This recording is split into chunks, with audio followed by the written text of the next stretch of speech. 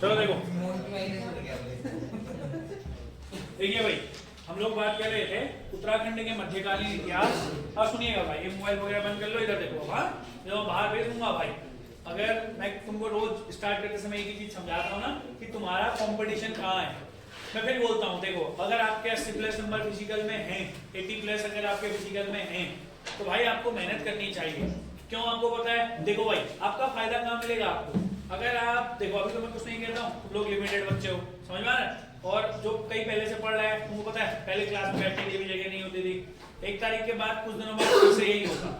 तो अभी से आदत सुधार लो, है ना? फिर बाद में मैं बाहर भेजूंगा, वो ज्यादा बेटर है, या अभी से जो आदत सुधार लो वो ज्यादा बेटर है। एक पहली चीज। दूसरा इंपॉर्टेंट चीज, देखो भाई, अभी अगर आपके 80+ मार्क्स है, मैं क्यों बोल रहा हूँ, तुमको अपने रिटर्न के लिए मेहनत करनी चाहिए। 80 नंबर तुम्हारे यहाँ है, तुम वहां टारगेट रखोगे कि मेरे 70-75 नंबर आए। आपको एक बात पता है, अभी कई सारे आर्मी वाले बीच में, मैं आपको 2-3 चीजें पहले बता चुका हूँ, मैं फिर बता रहा हूँ।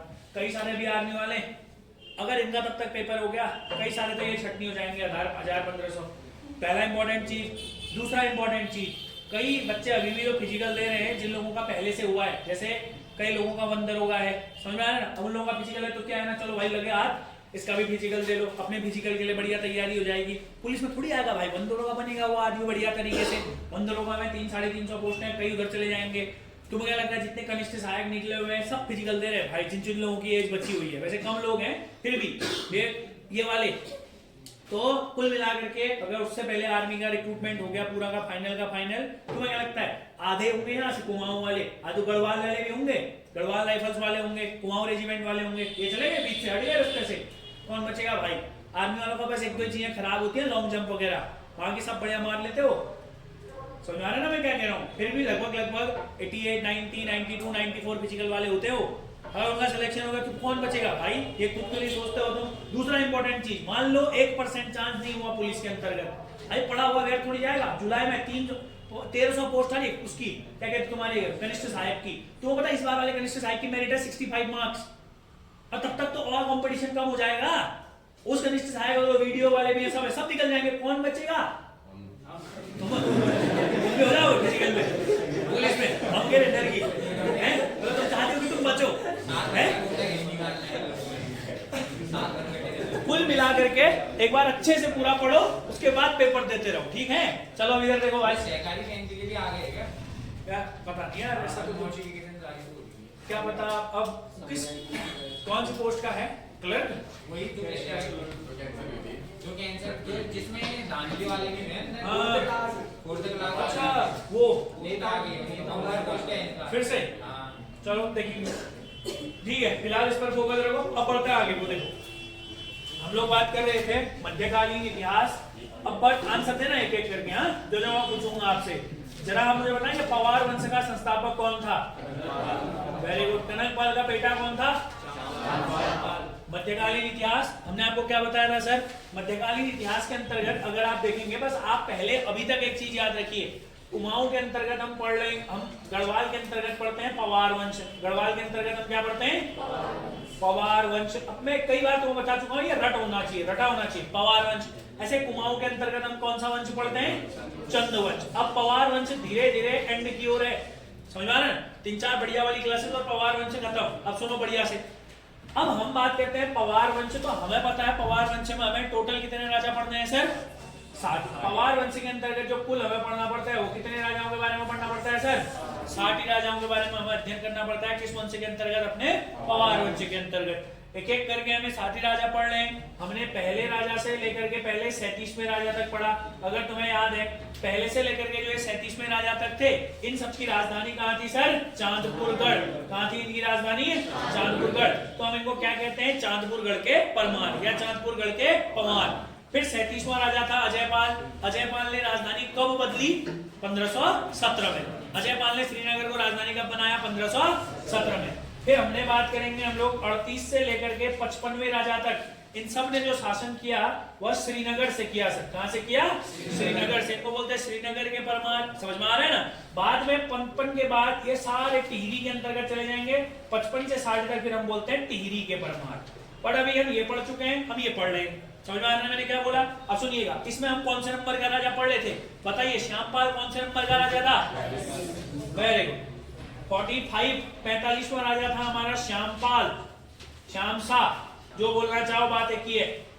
अब आज श्यामसा को एक और बार रिवाइज करते हैं, थोड़ा बहुत इसमें पॉइंट बचे हुए हैं, फिर श्यामसा के बाद आगे आगे वो राजा आते जाएंगे। तो मैं क्या कहता हूं, जो जो इंपॉर्टेंट चीजें यही याद करो। जरा मुझे बताओगे कौन सा ऐसा राजा था, पहला राजा जिसने अभिलेख लिखा था? Very good, Kanakpal. जो इस वंश का संस्थापक था, अब सुनते रहना, बस पूछ रहे हैं फटाफट। पहला राजा जिसकी मुद्राएं प्राप्त हुई, लक्षणदेव। याद है ना, 28वां राजा लक्षणदेव पहला राजा था जिसकी क्या प्राप्त हुई हमें? मुद्राएं, कॉपर, या हम बोल सकते हैं जिसके कॉइन्स प्राप्त हुए, जिसके क्या प्राप्त हुए? कॉइन्स। अच्छा, अगला क्वेश्चन बताओ, वहां ऊपर तिब्बत पर आक्रमण करने वाला पहला राजा विजयपाल। कौन सा पाल? विजयपाल। याद है आप लोगों को ये? Very good.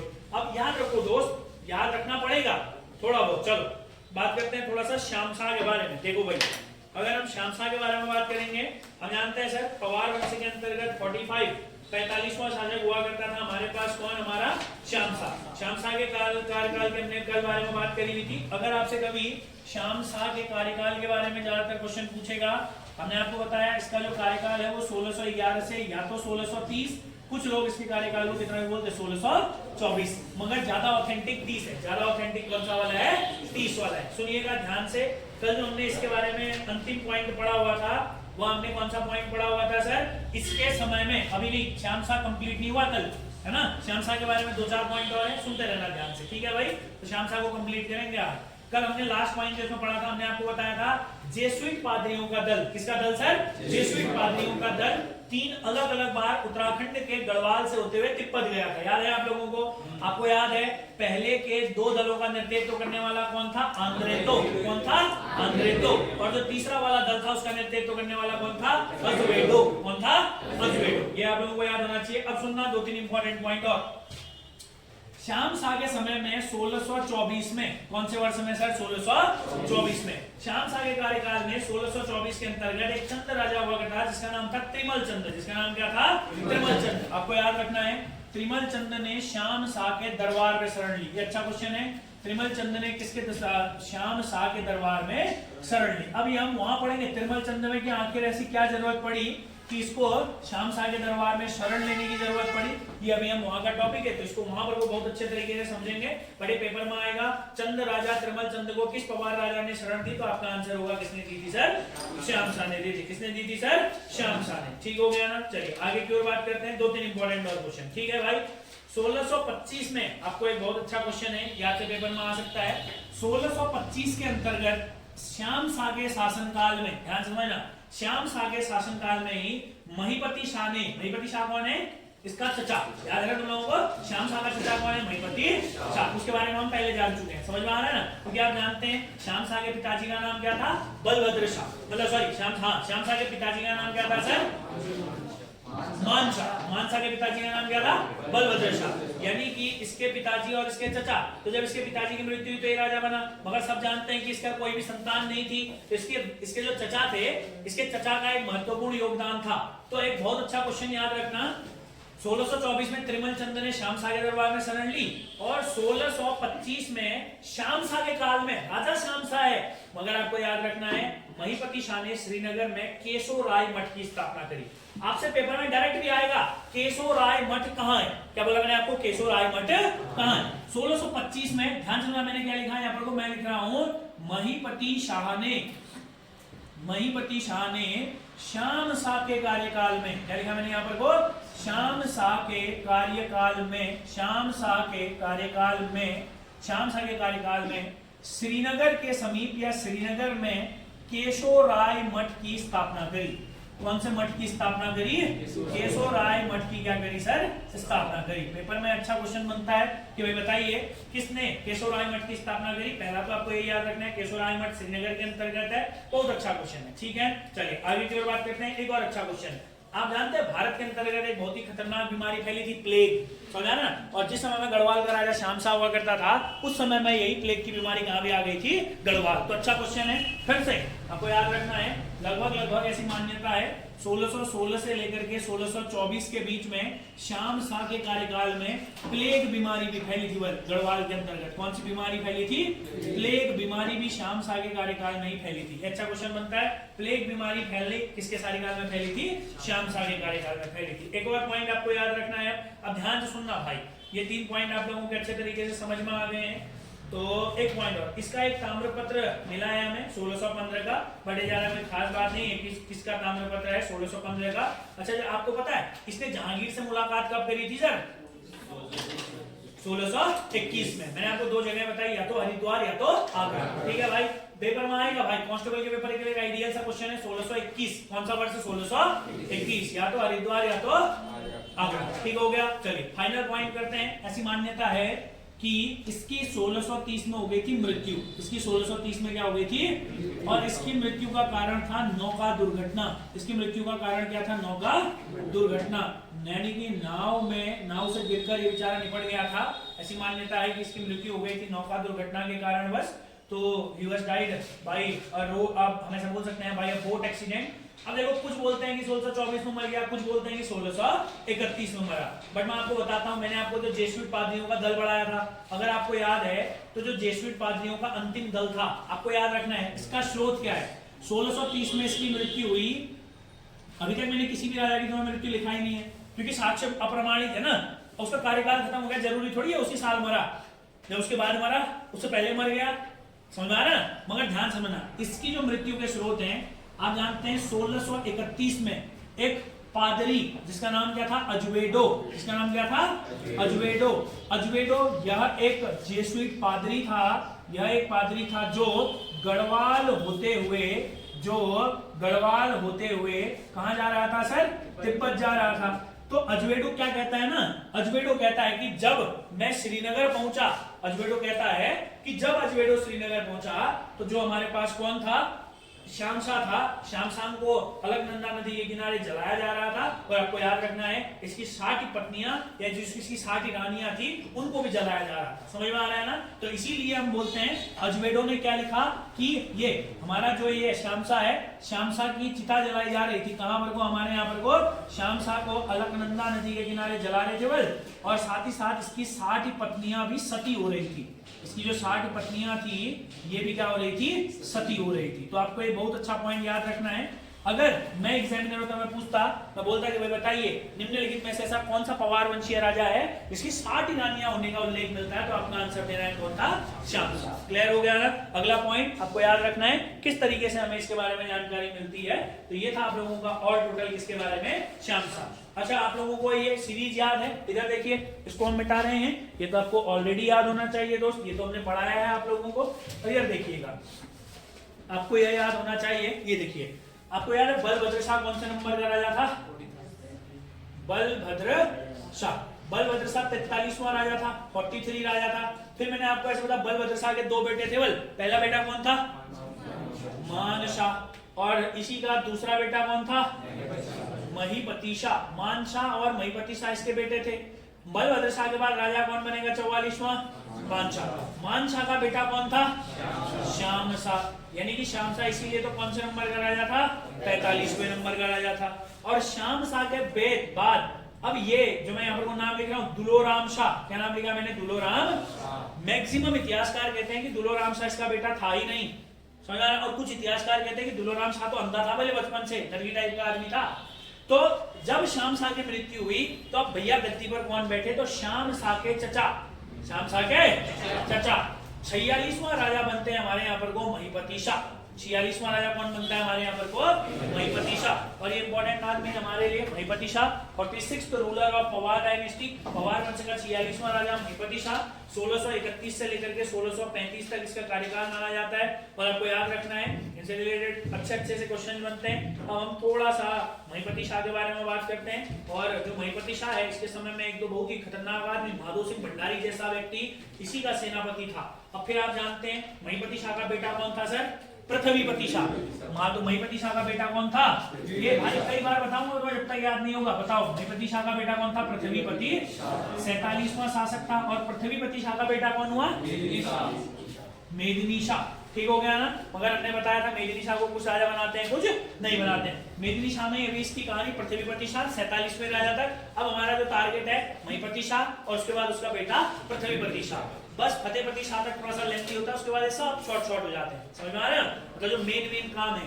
अब हम बात करेंगे आज सबसे महत्वपूर्ण राजा महीपति शाह। अच्छा, एक इंपॉर्टेंट क्वेश्चन, अगर मैं एग्जामिनर तो मैं ये पूछता भी कि भाई बताइए पवार वंश से ऐसा कौन सा राजा है जो सर्वाधिक आयु में राजा बना, तो क्या आंसर बोलेंगे आप? महीपति शाह। आप देख रहे हैं कि वो राजा कब बन रहा है, समझ में आ रहा है ना। तो सर्वाधिक वर्ष की आयु में, इसका स्रोत नहीं है मगर कुछ इतिहासकार बोलते हैं कि यह जब राजा बना था तो इसकी जो आयु थी वो 48 वर्ष थी। कितनी वर्ष थी इसकी आयु? 48 वर्ष। He was 48 years old। यह 48 वर्ष का था जब यह क्या बना सर? राजा बना। चलिए आज थोड़ा सा बात कर लेते हैं हम महीपति शाह के बारे में। भाई ध्यान से सुनिएगा, कौन से नंबर का राजा है महीपति शाह? 46वें नंबर का राजा है महीपति शाह। फिर से बोलिए, 46वें नंबर का राजा है कौन?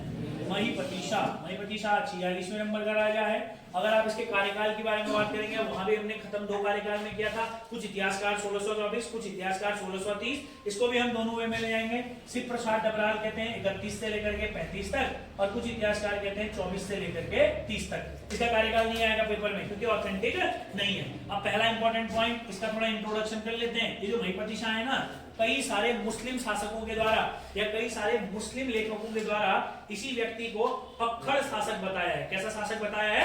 अक्खड़ शासक। अक्खड़ का मतलब आप समझ सकते हैं। तो अगर पेपर में आएगा कि निम्नलिखित में से किसे मुस्लिम लेखकों द्वारा एक अक्खड़ शासक बताया है, तो आपका आंसर होगा वह और कोई नहीं, अपना ही महीपति शाह है जिसको मुस्लिम शासकों द्वारा एक अक्खड़ शासक बताया है। ठीक है भाई, चलो आगे की ओर बात करते हैं।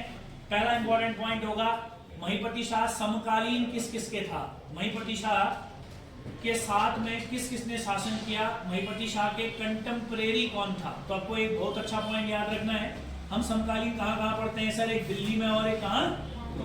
कुमाऊं में। यानी कि जब महीपति शाह पवार वंश का राजा था तो दिल्ली का राजा कौन था? तो आपको याद रखना है इस समय में शाहजहां शासन कर रहा था। कौन शासन कर रहा था?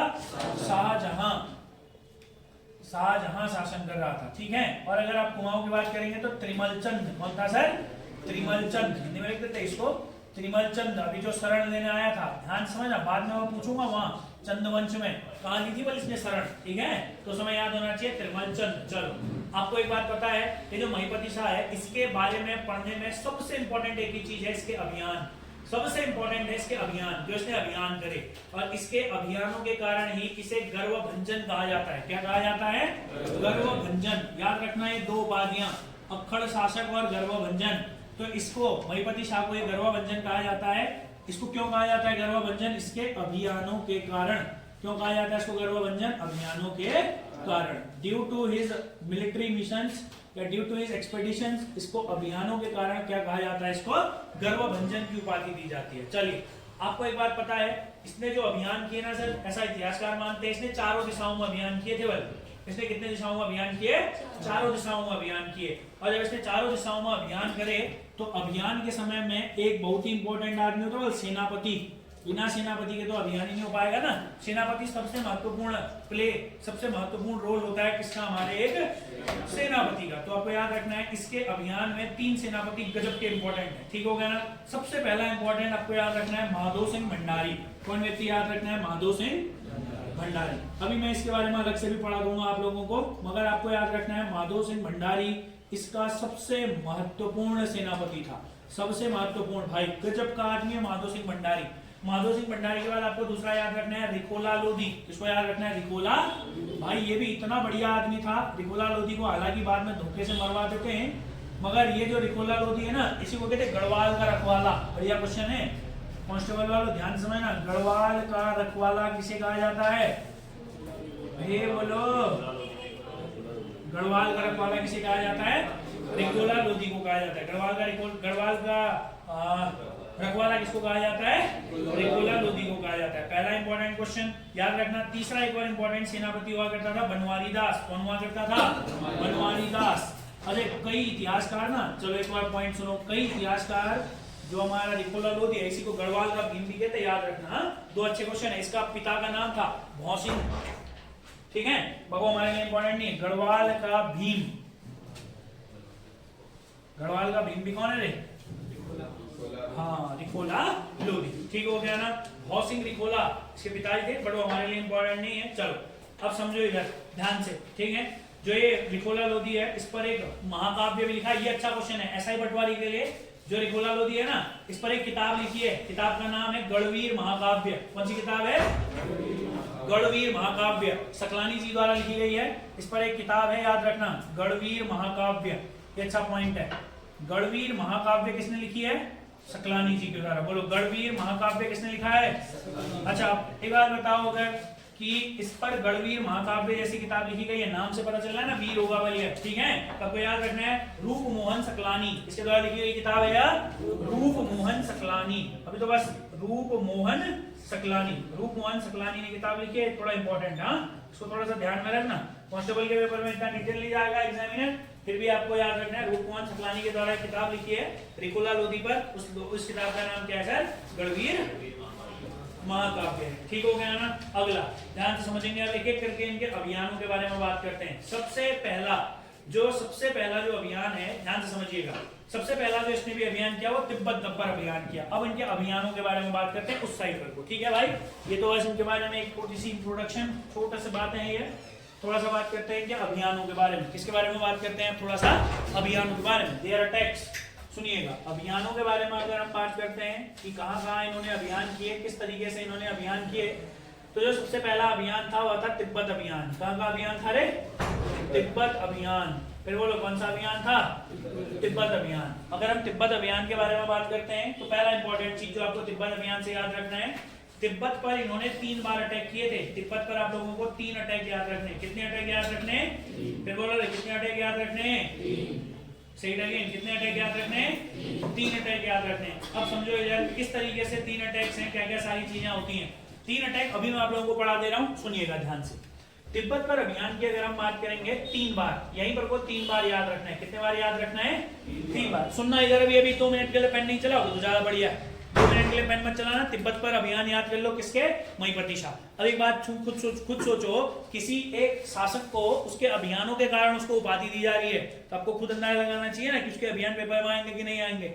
समझना, छोटा चीनी युद्ध अभी पढ़ोगे, तुमुल युद्ध 1640 कई बार पेपरों में आ चुका है, फिर रिपीट होगा ये क्वेश्चन, ठीक है। तो सुनते हैं, देखो तिब्बत पर अभियान की कहानी 1632 से शुरू होती है। अगर हम बात करते हैं 1632, 1632 के अंतर्गत अगर आप देखेंगे तो सबसे प्रथम आक्रमण होता है महिपति शाह के द्वारा। अब अगर मान लो हम दूसरे वाला डेट ले लेते हैं, 1624 से लेकर के 30 वाली डेट ले लेते हैं, फिर तो ये असंभव हो गया ना। और मैंने वहां भी तुमको बताया कि शाम शाह की मृत्यु 1630 ही होगी, समझ में आ रहा है ना। दूसरी वाली डेट को बस दिमाग में रखना, क्योंकि जब आप किताबों को पढ़ेंगे तो आपको बहुत सारी और ये चीजें भी पता चलेंगी, ठीक है ना। बट आपको थोड़ा थोड़ा सीखना भी है ये सारी चीजें। देखो 1632 के अंतर्गत प्रथम आक्रमण किया और इस आक्रमण का नेतृत्व खुद महिपति शाह कर रहे थे। ध्यान से सुनिएगा, 1632 में प्रथम अभियान किया, क्योंकि थोड़ा इंपॉर्टेंट है।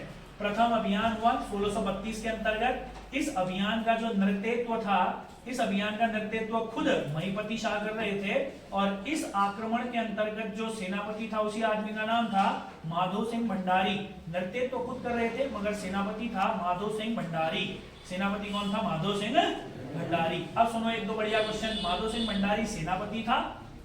क्या होता है, जब इन्होंने ये वाला प्रदेश जीत लिया, जब तिब्बत के अंतर्गत इन्होंने जीत लिया, तो ऐसा कहा जाता है कि बर्थवाल बंधु, या इंपॉर्टेंट एक ही बर्थवाल को याद रख सकते हैं, भीम सिंह बर्थवाल। किसको याद रखेंगे आप लोग? भीम सिंह बर्थवाल। तो आपको याद रखना है, तिब्बत जीतने के बाद भीम सिंह बर्थवाल को इन्होंने तिब्बत का प्रशासक नियुक्त किया।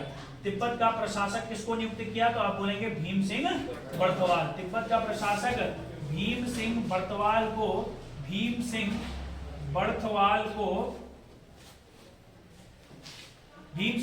को तिब्बत का क्या नियुक्त किया?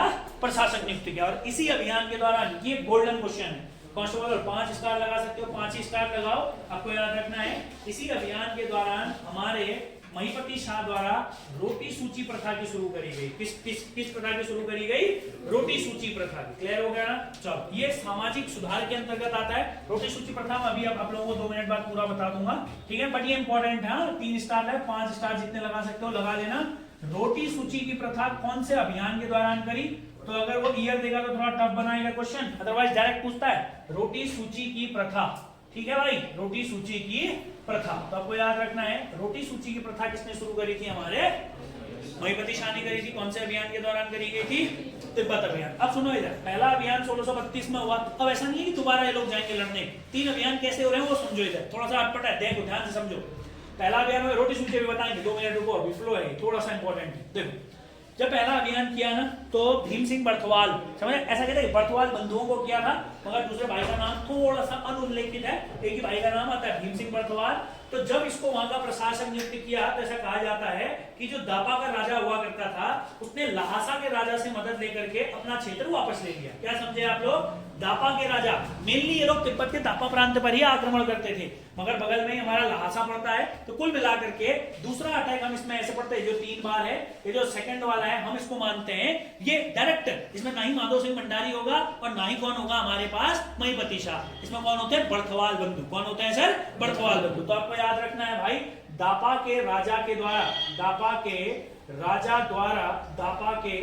द्वारा लहासा के राजा की मदद से, ये अच्छा पॉइंट है, लहासा के राजा की मदद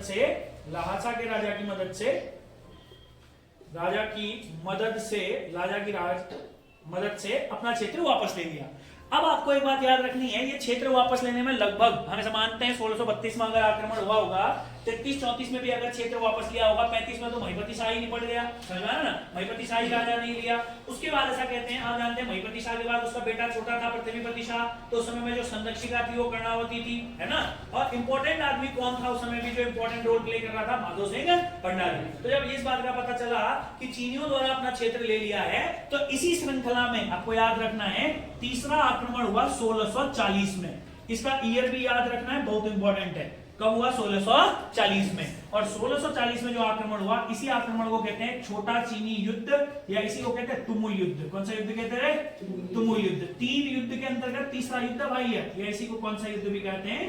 तुमुल युद्ध। ठीक है भाई, थोड़ा सा इंपॉर्टेंट है, याद रखिएगा, पेपर में आ चुका है क्योंकि पहले। छोटा चीनी युद्ध है, इसी को क्या कहते हैं?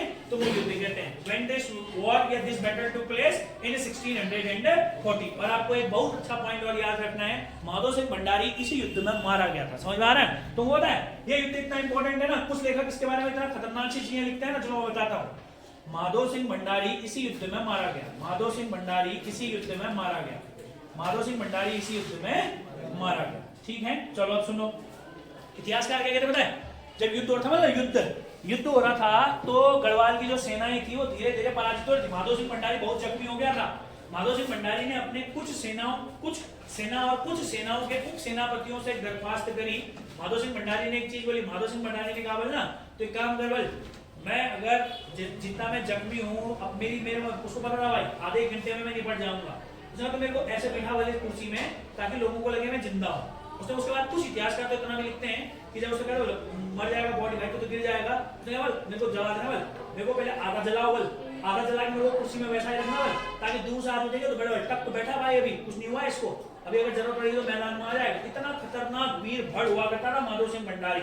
तो माधो सिंह भंडारी के प्रयासों से ही यह युद्ध हुआ, मगर माधो सिंह भंडारी की इस युद्ध में मृत्यु हो गई। तो इसीलिए छोटा चीनी युद्ध और तुमुल युद्ध इंपॉर्टेंट है, और अगर आप इसको खाली इंडिपेंडेंटली पढ़ेंगे तो आप ये याद नहीं कर पाएंगे। तो इसीलिए इसकी स्टोरी स्टार्ट होती है, दैट स्टार्ट्स फ्रॉम 1632, 1632 के बाद 35 से पहले उन्होंने कब्जा कर लिया। उसके बाद फाइनली 1640 में आक्रमण करने के लिए कौन जाता है? माधो सिंह भंडारी। समझ में आ रहा है ना? तिब्बत के 3 आक्रमण क्लियर हुए भाई, तिब्बत पर आक्रमण क्लियर हुए। चलो आगे की ओर बात करते हैं। इसको आप लोग उत्तर दिशा अभियान भी बोल सकते हैं, या तिब्बत पर आक्रमण बोलो, जो तुम बोलना चाहो। उसके बाद जो इन्होंने आक्रमण किया था, वह आक्रमण किया था इन्होंने पश्चिम दिशा अभियान। कौन सा दिशा अभियान किया था सर? पश्चिम दिशा अभियान। ठीक है, चलिए ध्यान से समझिएगा। पश्चिम दिशा अभियान की अगर हम बात करते हैं, यहाँ पर वो लिख देते हैं अभियान में पहला हो गया तिब्बत अभियान, इसको मिटा देते हैं। पश्चिम दिशा अभियान, या जिसे हम लोग कौन सा अभियान भी बोल सकते हैं? सिरमौर या पश्चिम दिशा अभियान, याद रखो, ध्यान से समझिएगा। ठीक है, उत्तर दिशा अभियान में कौन गया था? माधो सिंह भंडारी। चलो अब थोड़ा सा बात करते हैं सिरमौर, या जिसे हम लोग बोलते हैं पश्चिम दिशा अभियान। तो आपको याद रखना है, इस साइड गया था लोदी रिकोला। कौन गया था? हमारा गढ़वाल का भीम। कौन गया था? गढ़वाल का भीम। आपको याद रखना है पश्चिम दिशा अभियान, पश्चिम दिशा अभियान, या जिसे आप लोग सिरमौर अभियान भी कह सकते हैं। पश्चिम दिशा अभियान या सिंपल हम इसको सिरमौर अभियान भी कह सकते हैं। इस समय में इन सेना का जो नेतृत्व किया हुआ था और किसने किया हुआ था बताइए? लोदी रिकोला। किसके द्वारा किया गया था? लोदी रिकोला। लोदी रिकोला के पिताजी का नाम क्या था? भौसिंह रिकोला। ठीक है, लोधी निकोला ने आक्रमण किया। और आपको याद रखना है सिरमौर का शासक हुआ करता था मंधाता प्रकाश। सिरमौर का जो शासक था वह कौन था? मंधाता प्रकाश। ठीक है भाई, सिरमौर का जो शासक हुआ करता था मंधाता प्रकाश। ऐसा कहा जाता है सिरमौर के अंतर्गत का 3 क्षेत्र याद रखना है। सिरमौर की 3 चौकियां वैराटगढ़, शेरगढ़ और कालागढ़। कौन कौन से गढ़? वैराटगढ़, शेरगढ़, कालागढ़ और कालसीगढ़। बोलो बात एक ही होती है। ये 3 क्षेत्र जीत लिए थे। बस आपके लिए एक ही चीज इंपॉर्टेंट है कि लोधी निकोला ने कौन सी दिशा का अभियान किया? तो बोलोगे पश्चिम दिशा का अभियान। यही 2 अभियान इंपॉर्टेंट है, उत्तर दिशा और पश्चिम दिशा। अब एक चीज समझो, मेरी बात को ध्यान से समझना। एक चीज बढ़िया सा इंपॉर्टेंट पॉइंट बताते हैं। अभियान इतने ही थे, ठीक है, 2 अभियान हमने कर दिए। अब एक चीज समझो, एक बार की बात है महिपति शाह के बारे में एक बहुत ही खतरनाक सी घटना है। एक बार की बात है, जो महिपति शाह था यह हरिद्वार के अंतर्गत कुंभ मेले में जा रहा था। समझ में आ रहा है ना? तो इसको रास्ते में बहुत सारे नागा बाबा मिलते हैं, नागा साधु मिलते हैं। तो याद रखेंगे, पता नहीं बोल क्या क्या दिमाग में आया बल, इसने आदेश दे दिया बल जितने भी नागा साधु हैं सबकी हत्या कर दी जाए बल।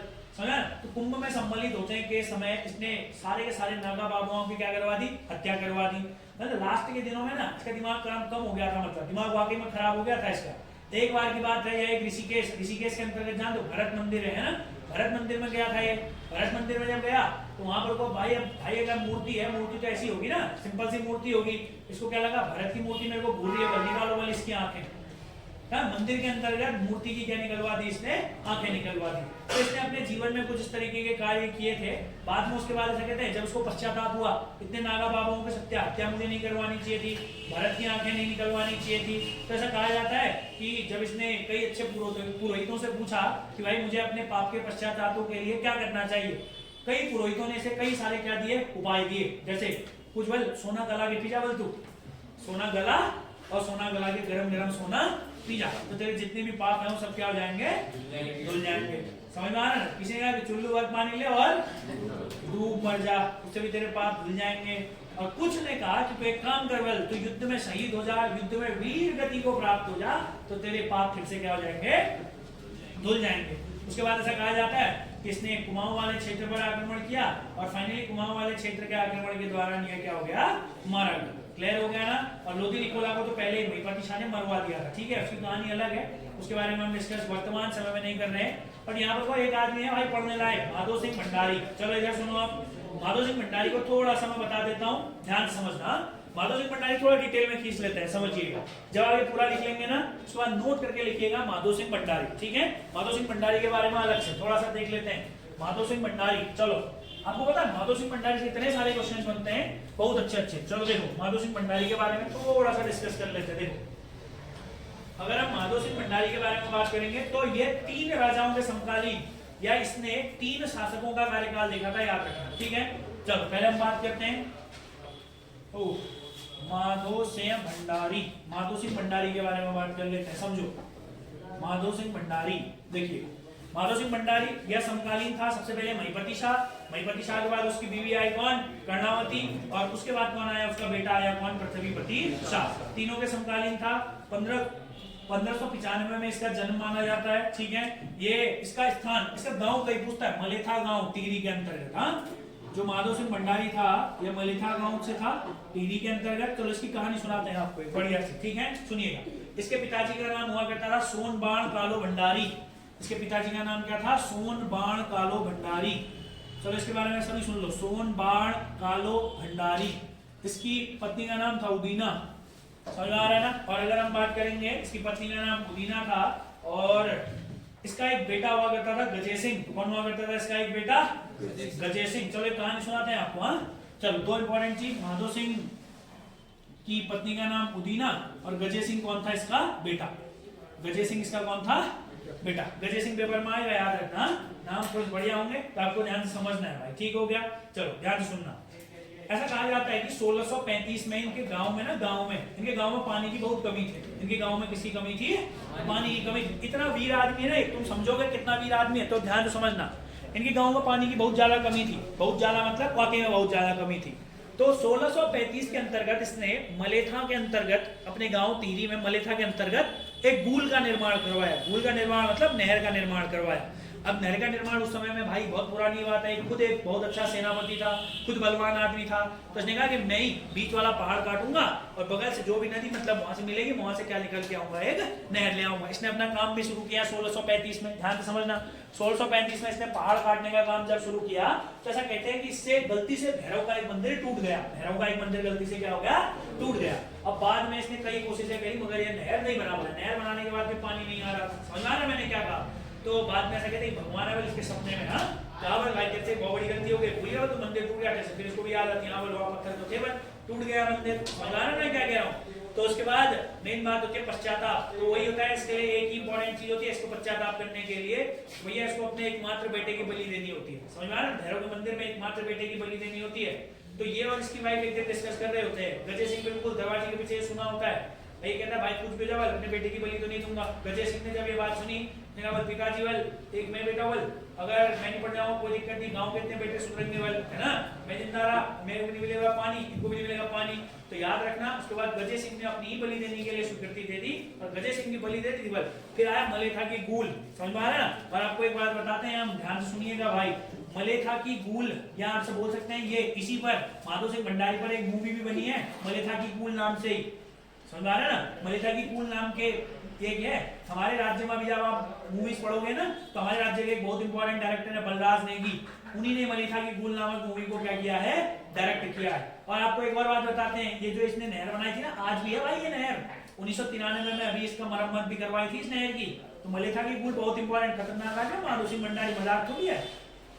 समझो तो मैंने क्या कहा आप लोगों को, 225 फीट लंबी सुरंग बनाकर इसने मलेथा की गूल का नहर का निर्माण करा था। 1993 में इसका नहर वो हुआ था, मरम्मत हुई थी। तो मलेथा की गूल जो इसने बनाई थी वो 1635 में बनाई थी। मलेथा की गूल जो इसने बनाई थी वो कब बनाई थी, 1635 में बनाई थी। इस बात को समझना और याद रखना, कोई डाउट तो नहीं है? पहाड़ आड़ काट के, अरे समझ में आया? कोई डाउट तो नहीं है? पता चल गया माधव सिंह भंडारी पूरा?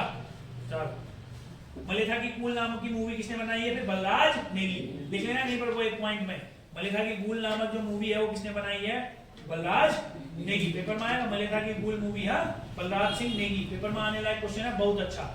और इस तरीके से हमारा कौन भी निपट गया, माधव सिंह पहले ही निपट गया था कौन, महिपति शाह, और अभी हमने किसको भी निपटा दिया, माधव सिंह भंडारी। बट जितने क्वेश्चंस बताए हैं भाई, इन क्वेश्चंस को याद रखिएगा। और जो होता है किसको याद रखोगे दोस्त, क्वेश्चंस को याद रखना अत्यंत जरूरी है।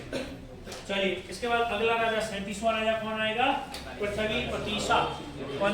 हाँ है, हाँ रोटी सूची प्रथा। देखो रोटी सूची प्रथा पता किसी को क्या होगा? रोटी सूची प्रथा से एक बात बताओ, जैसे ना घर पे ध्यान से समझना, जैसे मान लो अगर घर पे कोई चोखे रूप से खाने वाला आदमी होता है ना, वो अगर आप अच्छे तरीके से खाना बनाएंगे तो मतलब आप मतलब एक बात बताओ, मतलब जो चोखे खाने वाले लोग होते देखा तुमने घर में, होता नहीं होता है? तो वो क्या करते भाई, वो किसी के भी हाथ का बना हुआ भात नहीं खाते, खाते भात ठीक है भात, या तो भाई कोई ठीक ठाक आदमी बनाएगा या तो खुद ही बनाएगा।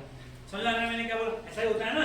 हाँ बिल्कुल होता है ऐसा, ठीक हो गया ना? मगर अगर रोटी की बात करेंगे, अगर कोई ऐसा आदमी आ जाता है घर में, तो क्या होता है, भात तो नहीं बनता उसके लिए क्या बनेगी? रोटी की। मगर भले अब वो दूध में बनाओ, दही में बनाओ, जिसमें बनाते हो, समझ आ रहा है? तो कुल मिला करके सुन मैं बताता हूँ। हाँ होता क्या, जब ये आक्रमण करने जाते हैं ना ऊपर, तो वहां पर क्या आपको पंडित इधर उधर भी तो होंगे ना, अब वहां पर नहीं खाता हूँ मैं सर। तो इसने कहा ना, इसने एक प्रथा चलाई रोटी सूची की प्रथा, और बोला कि रोटी क्या होगी भैया, शुद्ध होगी। समझ में आ रहा है ना? रोटी कोई भी बनाए तो क्या होगा भैया, शुद्ध होगा। तो इसी को बोलते रोटी सूची की प्रथा, ठीक हो गया ना? किसके द्वारा चलाई गई थी? हमारे महिपति शाह के द्वारा। चल और कोई डाउट है? क्लियर है भाई इतना? अगला राजा कौन आएगा? नरगियो पृथ्वीपति शाह। अब हम थोड़ा सा अगले राजा के बारे में बात करेंगे, जिस आदमी का नाम क्या है? पृथ्वीपति शाह। पृथ्वीपति शाह बहुत इंपॉर्टेंट राजा है हमारे लिए, ठीक हो गया? मगर पृथ्वीपति शाह का जो कार्यकाल है वह पहले देखो, पृथ्वीपति शाह के बारे में 2-3 इंपॉर्टेंट पॉइंट बस लिख लेते हैं। पृथ्वीपति शाह को इंट्रोड्यूस कर लेते हैं, थोड़ा सा सुनिएगा ध्यान से बिल्कुल। पृथ्वीपति शाह को इंट्रोड्यूस कर लेते हैं। पृथ्वीपति शाह, चलिए पृथ्वीपति शाह को इंट्रोड्यूस कर लेते हैं। जो पृथ्वीपति शाह है ये कब राजा बनेगा? 1640 से 1664।